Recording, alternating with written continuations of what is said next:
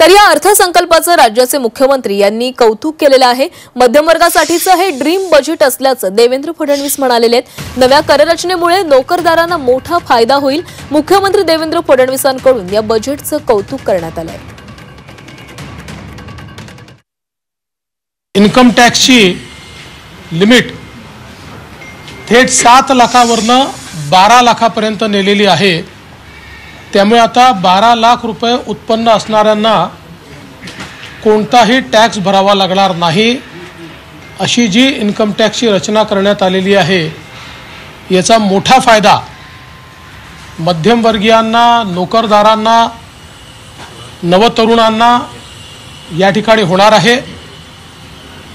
याच्यामुळे एक मोठं डिस्पोजेबल इन्कम हे मध्यमवर्गीयांच्या खिशात येणार आहे आणि ते जे काही इन्कम आहे ते खर्च केल्यामुळे देशामध्ये मागणी किंवा डिमांड ज्याला म्हणतो ती देखील मोठ्या प्रमाणात वाढणार आहे।